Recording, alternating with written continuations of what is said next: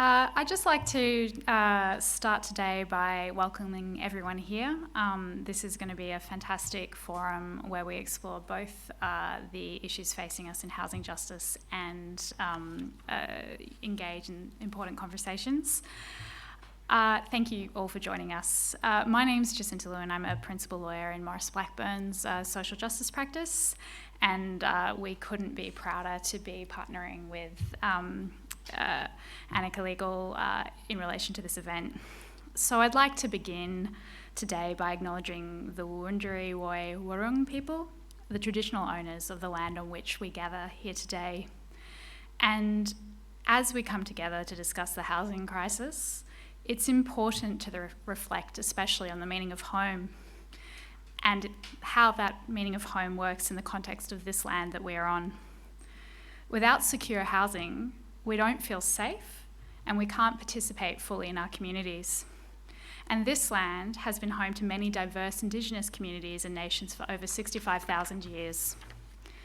And given everything that's happened in the past few weeks, the bare minimum that we can do is really reflect on the ongoing impacts of dispossession on the safety and security of the traditional owners and acknowledge the truth of Australia's colonisation history and present day. We stand in awe of the resilience of the traditional custodians of this land who never ceded sovereignty. With that in mind, I pay my respects to the Wurundjeri Woi people and their elders past and present. I extend that respect to any Aboriginal and Torres Strait Islanders present here today.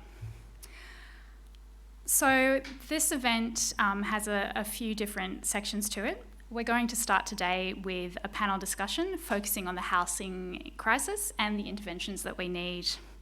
And obviously Maurice Blackburn are proud partners of this event, and we really do think that there is a like-minded nexus in these organisations, and we're both very committed to providing access to justice through the various tools that we work with, and that's for the most vulnerable and voiceless people in Australia.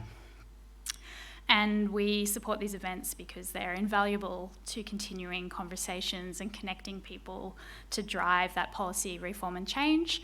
And I was talking to Zoe before, and I'm always nothing short of impressed by the sort of innovative thinking and engagement with community concerns. Then at 6:45, we'll take a break. And those that wish to stay for the film will start screening the film Evicted, a modern romance, and that's a comedy following 4 millennial housemates on the verge of eviction, and it takes a satirical look at today's housing and job market, and the event should conclude around 9 p.m. So a few housekeeping matters. There are gender neutral, and this is where I get my airline hostess arms out, there are gender neutral and accessible toilets in the foyer, and the cubicle also contains a change table, and there's also drinking water provided if you need it. Thank you, enjoy your night, take away some key messages and that can help continue these conversations more broadly. Now, please join me in welcoming our moderator for this event. I'm told that she's an inspiration, I'm sure. Oh, God. Don't you know that I am? Well, your name's Jacinta, so I'm not surprised. And many of you may well already know her. It is indeed Jacinta Parsons, broadcaster, writer, speaker, and thank you very much for your moderation of this event. Thank you. We should clap, Jacinta.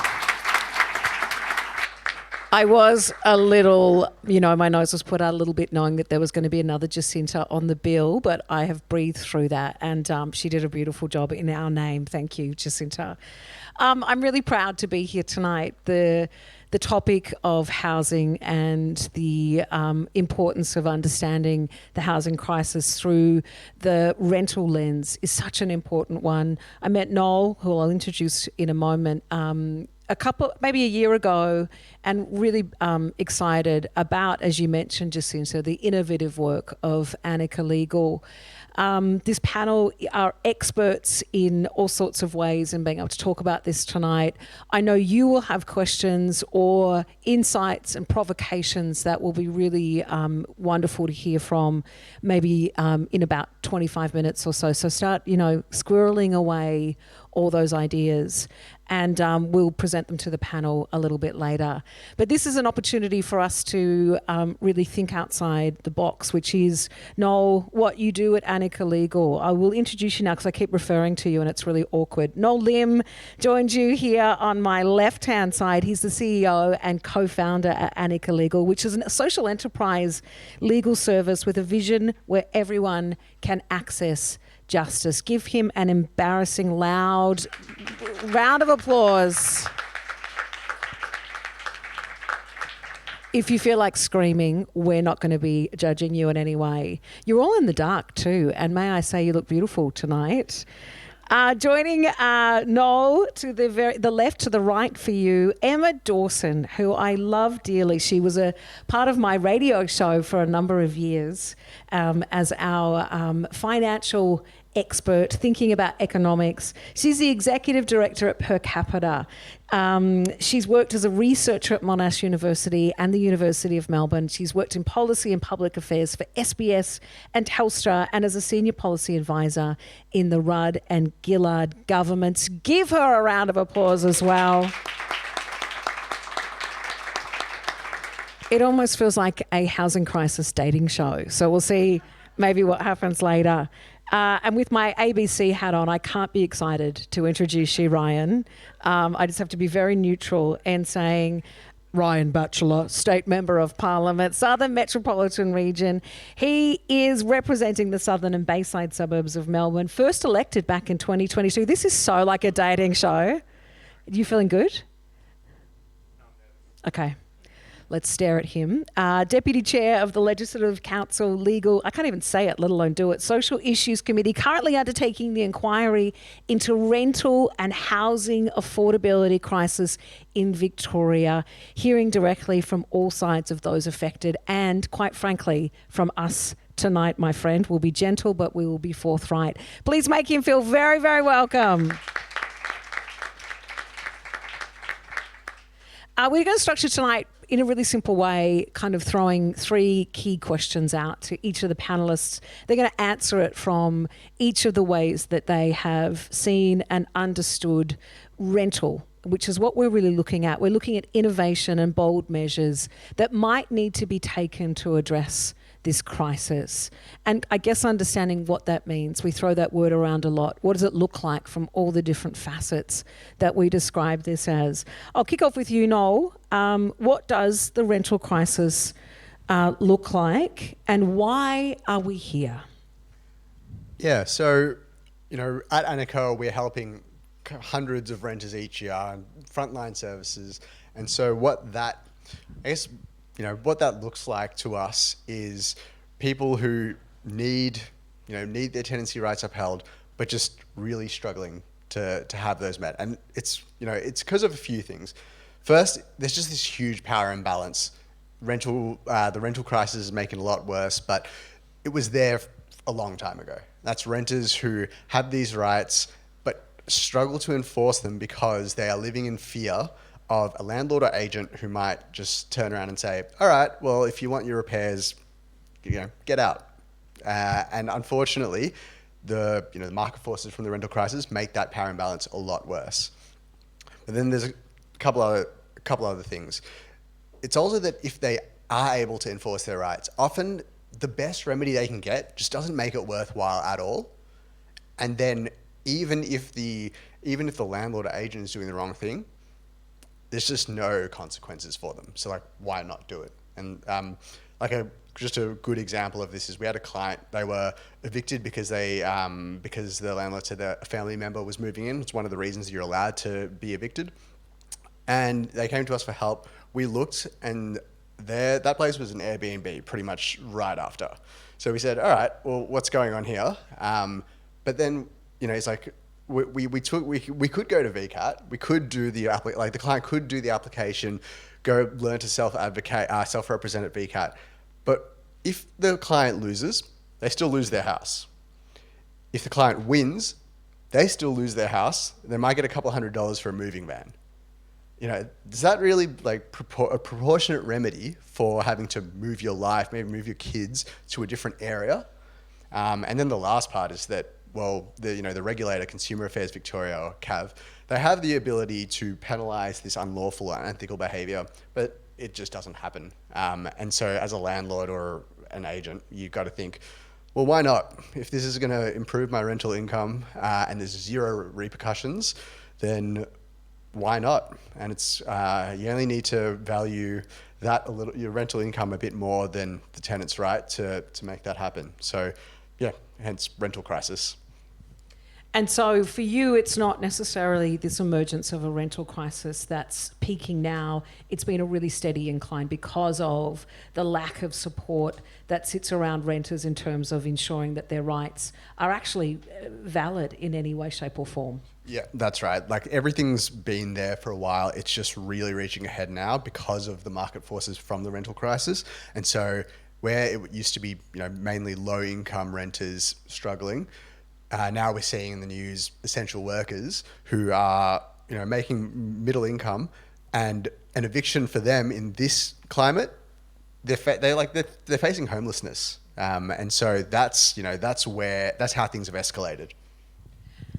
Emma, you've just done an incredible amount of research into housing and rental, the crisis that we're looking at. I want you to explain to us how you see this idea of crisis and how we got here. Yep. Thank you, and congratulations, Noel, on the work you're doing, and also Ryan on recent moves by the state government to really improve renters' rights within the limitations of what can be done.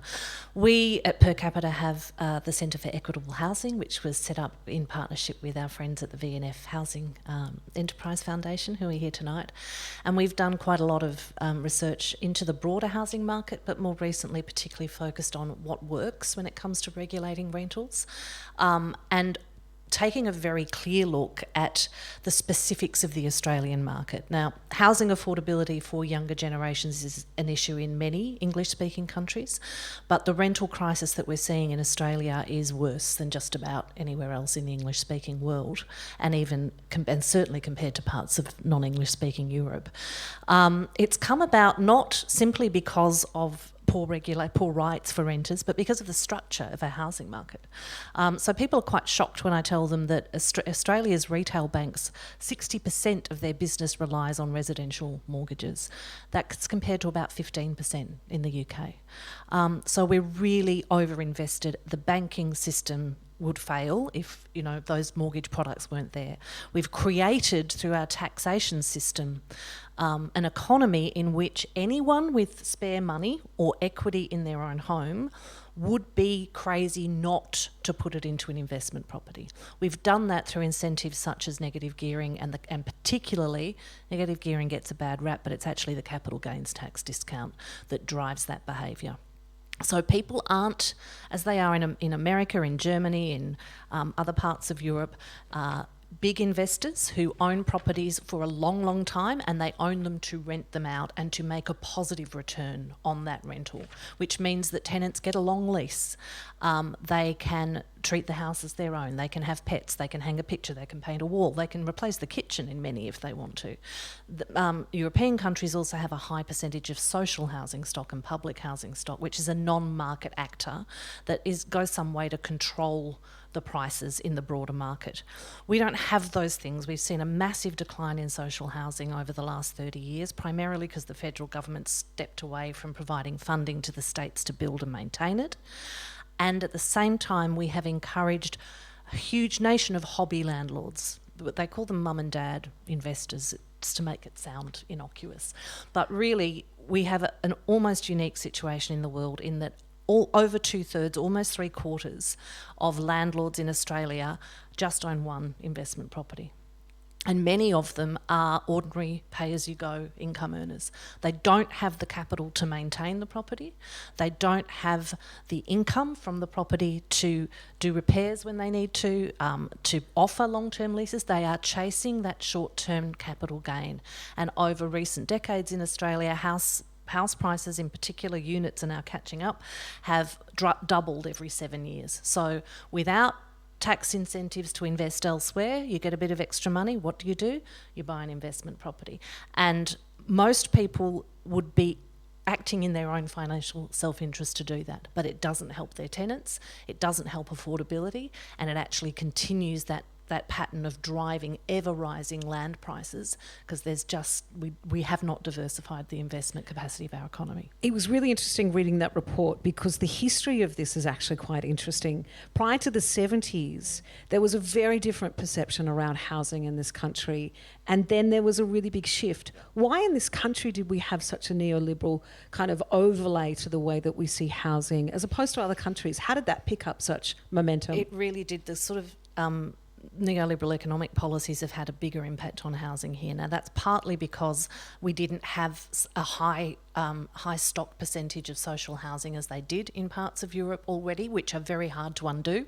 It's like trying to undo Medicare today. People won't have it, and so Europeans won't stand for that. We did have high levels of government house building in the post-war years, but both Labor and Liberal governments from 1945 to the mid-70s, built a lot of housing, but a lot of that under the Menzies government was sold to people. So it was built to sell at a below market price. Nothing wrong with that, but it didn't create the kind of social housing stock that we saw in Europe. And also there's a thing in our psyche, it's a very technical policy term, there's a thing in our psyche. And I believe it goes back to the fact that we stole this land from its original inhabitants, and the people that settled this land, many of them came from the classes, particularly in Britain, that would never own land. 70% of land in England still owned by the aristocracy. So the idea of getting hold of a patch of your own land and making your way with that piece of land is deeply embedded in the Australian cultural psyche. And so when we put in place incentives to help that along, it just builds on that. Give me my piece of land and I will be okay.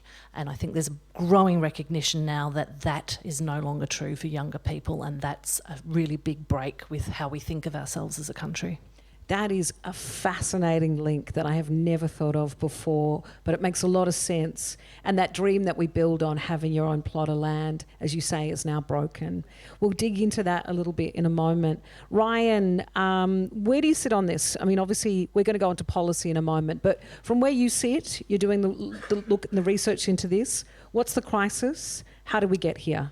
I think, just to be brief on it, because I think Emma's contribution is excellent on some of those drivers. I think we've got both a sort of crisis of cost, which you're seeing in rents going up by a lot. You know, the last quarter, 2.3% CPI increase came out today. It's tracking at sort of 7.5% through the year, huge increases. But there's also, sort of Noel touched on, we've got a real crisis of quality in the rental stock. And that's largely because the consequence of having a whole lot of people who are using housing as their main source of individual wealth generation means that they're buying a house as an investor and then not doing anything with it because they're trying to ride out the capital gains tax growth, because when they sell it, they get a 50% discount on any profit they make. So that's a real driver of the fact that there's no incentive to keep places in habitable condition. Recent inquiry, we've heard a lot from a lot of people. One of the questions that we've been asked, the question that stumped the real estate industry the most, was when I asked them who should decide whether a house is livable. And they didn't really understand the question, let alone how to answer it. Can I ask you, how do we understand that question? What is livable and who sets up that parameter? So it's very poorly defined. There's now after some changes the state government made a couple of years ago, a bigger set of minimum standards about rental quality, but they're largely still focused on safety. Like they're largely focused on making sure that people don't get poisoned by leaking gas, which is a thing that happens in rental properties. They're not too focused on making sure that, so that's, if that's your bar for livability, that it doesn't hurt you, then but you don't get gas poisoning. That's right. Or the floor, as today's ABC, there's not a hole in the floor and you can't get it fixed. That's clearly a part of the issue. But I was interested in the people who own the asset class, who think that this is how they've made a decision to participate in a form of investment. They didn't really have any conception that it was a home that people might live in. It was an asset that they wanted control over. And that, I think, is a real issue. That framing is also built into the promise of this safe investment, though, isn't it? 100%. That's been built in now for decades, and that's through that government support in the way that you've described, Emma. We're going to come back to you and talk policy in a moment. Noel, I'll kick off with you with that kind of next step around it. In terms of renters' rights, as you say, there's a toothless dragon kind of hanging around, not doing much. What sort of policy changes need to happen, and what might that look like? How do we get there? So, yeah, absolutely right on the toothless dragon. Like, Ryan, you mentioned that there are minimum standards around not getting poisoned, but people are still getting poisoned. So common are renters saying, I'm going to live with the black mold in my place because I'd rather face that than getting evicted and facing homelessness. And this is... And what it all comes down to is certainty. The Everybody's Home report came out recently. Number one fear in the rental crisis, in the housing crisis, people are concerned about uncertainty of the future, driven by where they're going to live. Yeah. And the problem is that there is no guarantee that they're not going to be evicted. They're not going to be evicted, whether it's lawfully or unlawfully. Like, they know that they can't contest it, so whether it's a real reason or you just get this massive rent increase, you don't want to have to deal with that. And so, the number one policy thing is just give renters more certainty, and that will let renters actually enforce their rights. Like, with the threat of I'm going to get evicted gone, renters can actually say, all right, well, I deserve to not be poisoned. I deserve to have the smoke detector and the mold removed, and I can advocate for that. More specifics on this, though. How does that look? Are we saying, okay, you've got a rental property for 5 years, or you've got it for 10 years, or you've got it in perpetuity? Yeah. So I think for now, you asked where we want to get to. That is landlords and real estate agents complying with the law because it's the right thing to do. And I think we're a long way away from that. But in terms of giving that certainty of housing security in the short term, given the state of everything and knowing that we do need private investment to fix the supply, I think the most sensible first step is just looking at, okay, what's going to give us certainty in the short term? And I think that comes down to three things. Number one, and it has to happen, is CAV need to start imposing civil penalties on egregious breaches. Like this, we need to create some deterrent for landlords and agents to do the right thing. And if that just means very publicly finding a few awful breaches and giving that civil penalty or prosecuting as CAV is able to do, we have to do that. Otherwise, there's just never going to be an incentive to do the right thing. The other two, and these are both essential. One is to cap to stabilize rents by adopting the ACT's model on rent increases. That just means you will make sure that if a rent increase is 10% more than the CPI increase, the landlord has to apply, especially, and do a few things, and that will just cut off the really spiky rent increases, and those are the ones that are sending people into a state where they might not be able to maintain the rent. And the other is banning no-fault evictions, which there is already appetite for at a federal level, and so.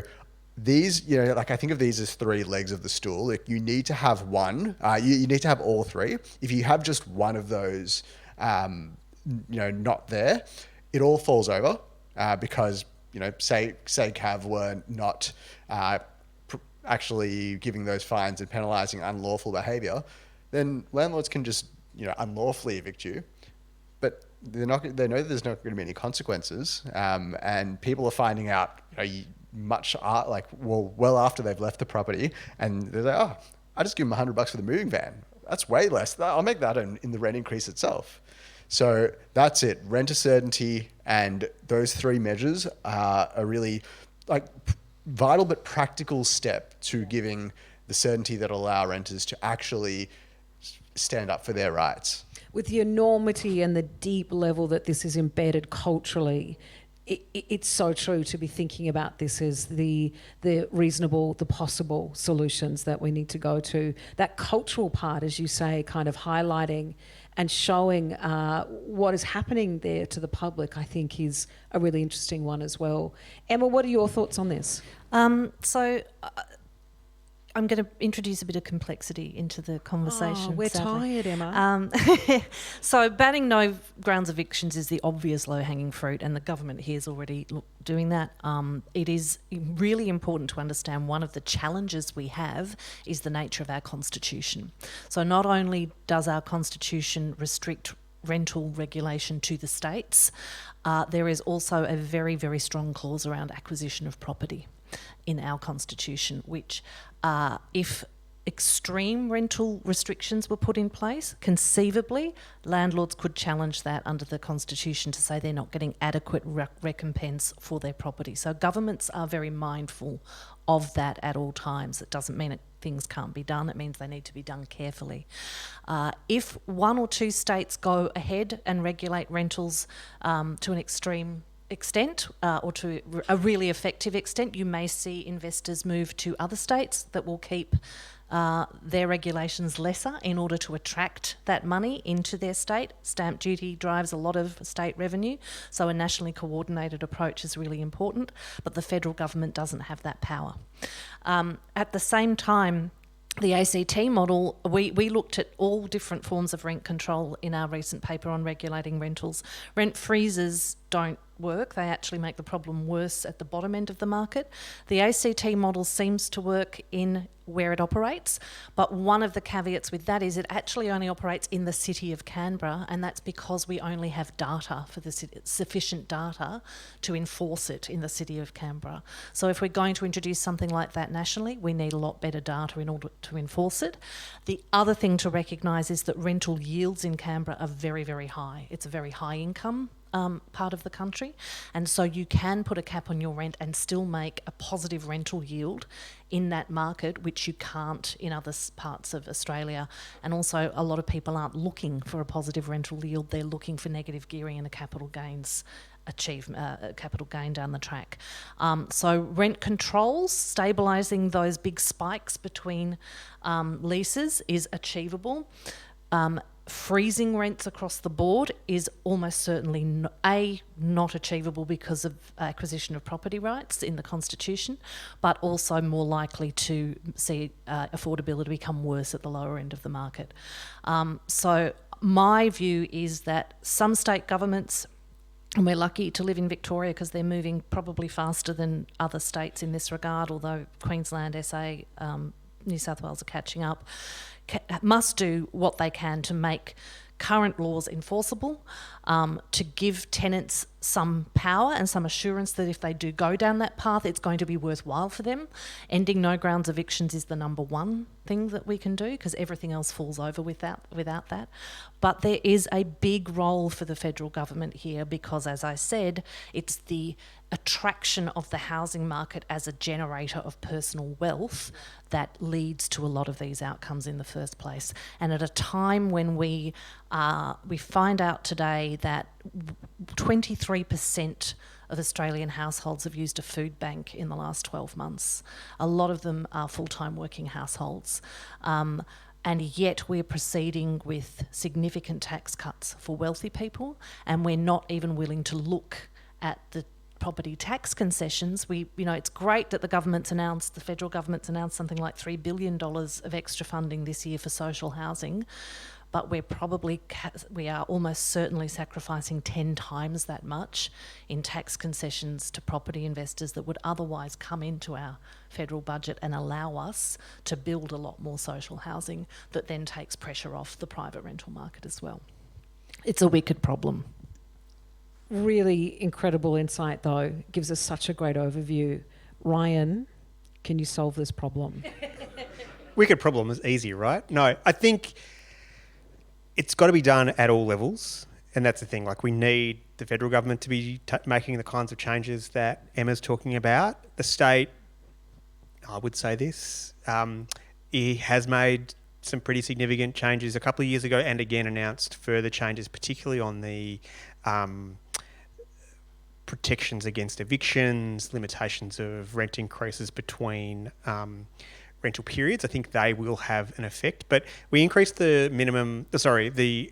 maximum allowable residential tenancy to 5 years. In the inquiry, we asked the real estate agents and property managers, how long are your leases? And I think one of them said she had about 500 leases on the books, and about 4 or 5 were longer than 14 months. And none of them were longer than 2 years. So it doesn't, like, there's a limit to how long we can say it's allowed for if we're not getting that in the market. And I do agree with Noel that improving security for tenants is a big part of fixing some of these problems, because that's one of the big drivers of the instability. But I think the fundamental thing we've got to do is build more houses. That the way to fix the crisis in the housing market, whether that's on the rental side or the affordability side, and they're connected, is to be building more houses, both social housing, which Emma's talked about, much more social housing we need to be building right across the city and the state, not just in metropolitan areas that I represent, but in regional areas. But we've also got to be having more housing being built that is affordable, not just at the higher end of the market too. So I think we need to do all of it to sort of fix the problem, and we've got to not stop at it as well, because it's not just that there's one thing we need to do and we'll hang up the shingle and go home and move on to the next problem. Because the challenges in the housing market sort of, they morph depending on they're like some sort of weird alien thing you see in a sci-fi movie, right? They adapt. Is this what you do in Parliament? Is this the way you explain it? Yeah, aliens. Aliens, basically. But they learn, like, the housing market adapts to the regulations that you put in place. And so you've got to be constantly looking at what the effect of that thing has been and how do we then keep moving it in the right direction. I think we do need more out of the federal government, both in terms of cash for social housing. That's really the money we've got coming into the state in the last few months will be transformative, but we need it over a 10, 15, 30-year period. That's the horizons we're looking at to solve this problem. Can I say one thing about... so I want to echo Ryan's point that we need to do it all, because I think the focus is on supply, as it should be. That is the biggest thing, and we should put most of the effort on that. But we cannot forget renters' rights, because if you think about, we build so many houses, it's an ambitious building plan, and assuming that we do hit the ambitious plan, then you've got 5 years of more affordable homes. It's going to take 5 years to come online, and then the market forces ease and renters are able to. It's not so easy for the landlords and the agents to do unlawful or unethical things, but it's still going to take some years before the culture changes and they stop doing those things. It's still going to take then even more years for renters to realise, this is not happening and I don't have to live in fear anymore, and then more years to build the capacity to advocate for themselves. So I know we're talking about 10 years now. That is a lot of time for cycles of disadvantage to happen to start, for renters to be, mainly like private rental, failing to be sustained, falling to a social housing waiting list, which is 50,000 families plus. If we don't tackle them together, we are possibly going to be in a worse situation even after all the building. It's also a long time in which our society really suffers across the board, in which people can't build a life. They can't have children because they can't trust they're going to enrol them in school and not have to move. They can't build their career because they're constantly chasing on a hamster's wheel just to keep a roof over their heads. The reason that our rental regulations are so poor is because traditionally renting was something you did in your late teens and early 20s. And then you got into the housing market. We had very high rates of home ownership by world standards. Right through to the 1980s, it was 70%. Now it's dropped to 62 or something now. That doesn't seem like a huge drop, but it is. It's massive and it's on the way down. So now that we see people are renting for much longer, into their 30s and 40s, they need the security of a home in order to achieve all those life goals that you need. Basically, women's biology is not changing, right? We have to have kids at a certain age. So if you want a family and you want a secure life, this is an essential problem for us to fix. It's the biggest intergenerational challenge other than climate change. I'm not as pessimistic about how long it might take to fix if there's this sort of a whole lot of activity and action now, which is why the kind of work that Anika does is so important. That the psychology, the behavioural shift that you could hopefully see by the publicising of poor practice, the shaming of the practice, actually will make a difference. That if landlords start to get concerned that they might fear or they might be subject to legal action, for example, because they're not fulfilling their obligations and their duties and their obligations to provide, a safe place for people to live, that's going to shift behaviour pretty quickly as well. And that might mean that some of the landlords get out of the investment market and sell those properties to people who might want to buy them to live in. That might be a positive outcome for that sort of behaviour. It might mean that smaller landlords get together and instead of being sort of mum and dad investors, you might have smaller landlord corporations that do have a capital base, that can do the kind of improvements, that do have a more professional basis on which to act. Then you'll get more institutional investors building more rental properties or converting existing properties into rental properties. I think we can achieve change if we keep making a fuss about it. And so that's my sort of clarion call, is that change occurs because people campaign, and that's what we've got to keep doing. Absolutely. And understanding what it is that we're entitled to, that we're allowed to ask for. And also, as you said, when you ask somebody what is a livable environment, that we know the answer to that without having to wonder whether it's just being gassed in your own home. We've actually that was only 2 questions. I know, we didn't get to the third. Well, we didn't get to the third because I think there were, I'm looking at my real boss here tonight, Noel. I think there'll be some really important questions out here that we probably should spend a couple of minutes with. Is that... Yeah. So if you have got a question, I can't see you. Oh, there you are, right down the front. I could almost read your name as loud as you can. Okay. Hi, my name's Dean. I'm part of the Housing Foundation. I've got a question for you, Ryan. It's not to be too naive about this, but what's to stop government from actually setting really high standards for landlords to comply with, to provide reasonable housing for people, tenants generally, whether it's in social or private housing, like to take some leadership in saying this is the most important thing, that people have a home that is a real home.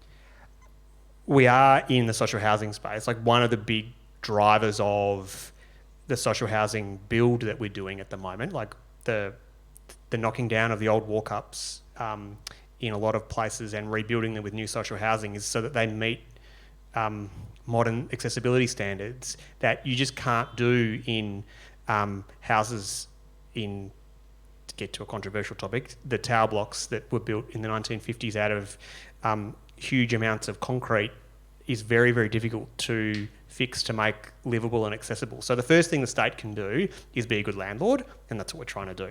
I think how we then fix all of these sort of older properties that have been sitting in the private residential market, largely standalone detached dwellings who haven't had any decent maintenance or renovation done on them in 20, 30 years, that's really hard to sort of take them from where they are beyond a minimum standard to a kind of meeting modern energy efficiency guidelines or accessibility guidelines. That's why we've got to use new supply to drive people into properties that do that thing and make it not very attractive to have crap properties on the rental market anymore. Great question.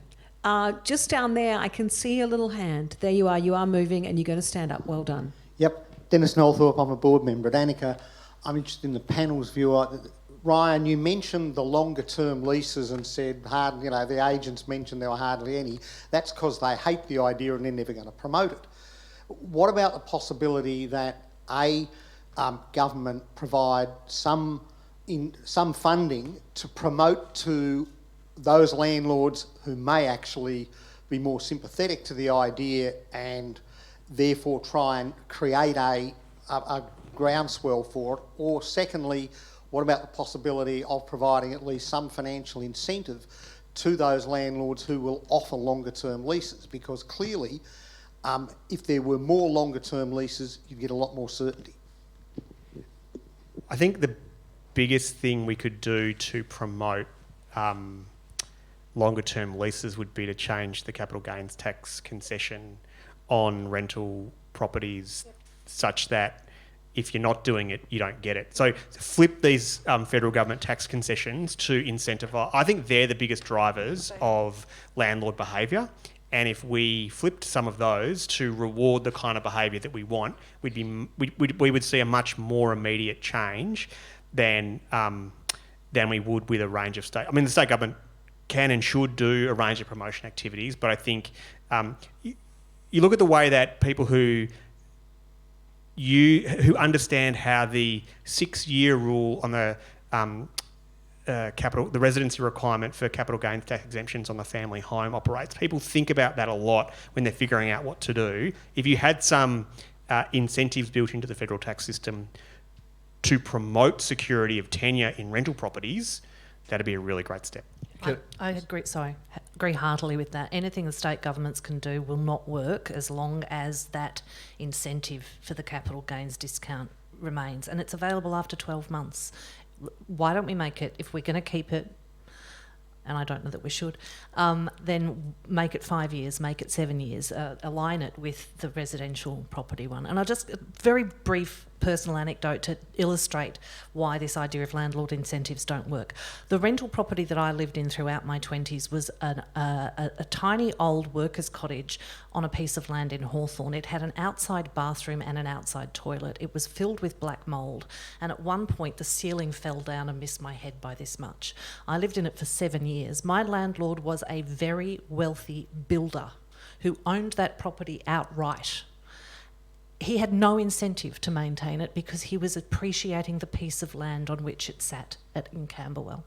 And so until we address that financialisation of the market, nothing that state governments can do about regulation. Renters' rights are a different thing, but in terms of incentivising landlord behaviour, it's the tax system that drives it. We could make negative gearing contingent on them doing the repairs. But no, agree that the tax decisions are the biggest driver. I think there's another alternative which might have to be adopted at that federal level, but that renter certainty, those 3 measures, that would change things to an indefinite, an open-ended tenancy where renters have the power. They can choose to end it when they want. And you don't want to lock people into long tenancies if you don't have to. Then it becomes unwieldy for everyone. And so I think as that first step, there might be more appetite for that, for those sort of renters' rights than changes to the taxation. That is something which can give a higher level of certainty, which is tantamount to longer term leases. So I think that's an alternative. Great questions. The one down there. Hi. Thanks for a fantastic discussion.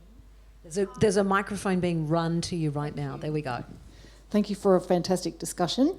What I'm hearing is that there's a cultural shift that we need to perhaps not undertake begrudgingly but embrace, away from the everybody gets to own a home culture, given the decrease we've seen in home ownership, to one that embraces and values long-term rentals a la European situations. I'm just wondering about your reflections on that. I asked that question acknowledging that I own a home, so I can say that smugly.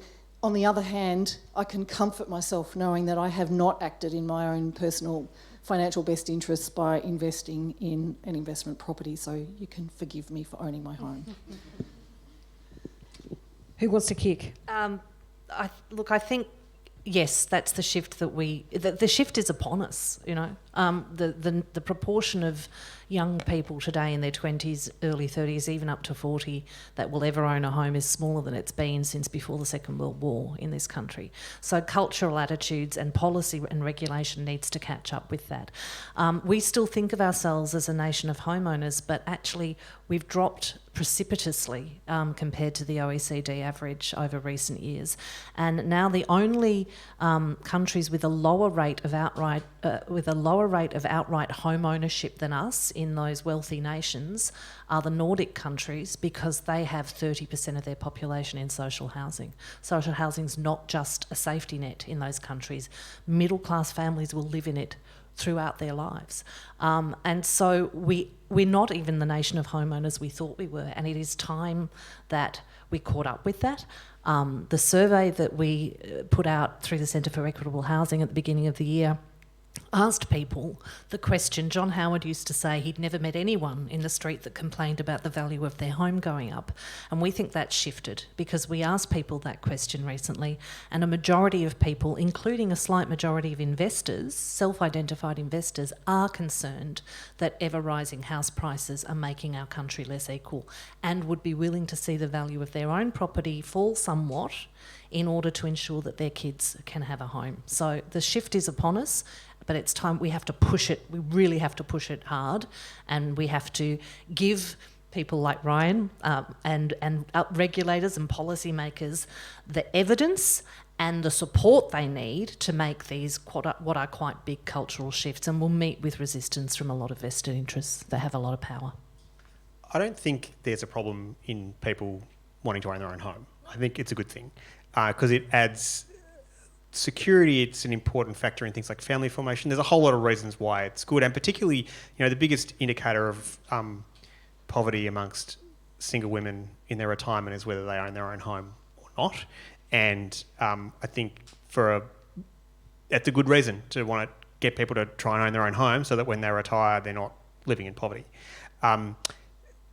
What I think is going to be interesting is the shift that we're obviously seeing from people living in houses on land to living in apartments, and the impact that a lack of capital growth is going to have on their trajectory of essentially wealth creation. And it's going to change people's relationships to mortgages, and their sensitivity to taking out a mortgage at all costs in order to buy an apartment that might actually not achieve massive capital growth over the course of their working life, because there's more supply on the market, and they don't. I think that it's going to take a lot more for houses on land to be affected by that. But that will change the equation for a lot of people, and that will see a generational shift, I think, in people's attachment to needing to own something.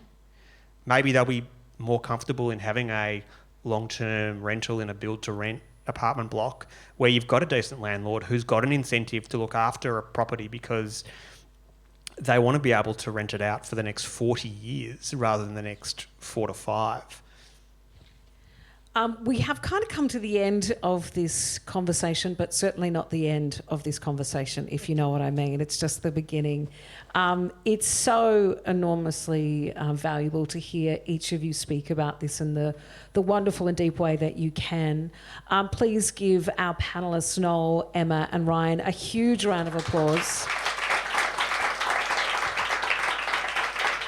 We're going to have a quick break before you see, well, what a proposition, a comedy about the housing crisis of eviction. But I should let you know that Anika Legal is a non-profit and doing a giving day today. So it'll be next week on Tuesday. Awkward. Next week on Tuesday. I do know that. Really important that we get behind social enterprise like Anika Legal, who are out there making such substantial differences to the way we think about housing, how housing is advocated for in terms of for renters. What you need to do though, donations are currently being doubled by Maurice Blackburn, looking straight at you, Jacinta. I'm just going to wave. So if you're able to give, the Anika team will be walking around with a square reader so you can tap and go, or you can scan one of the QR codes around the room to go to the Giving Day webpage. Thank you so much for your wonderful attention and for being here in the dark on a, Wednesday night to talk about housing, because it really does matter that much. Stick around, food, drink and a film in about 10 to 15 minutes. And thank you so much, Jacinta. Oh, yeah. Very well moderated.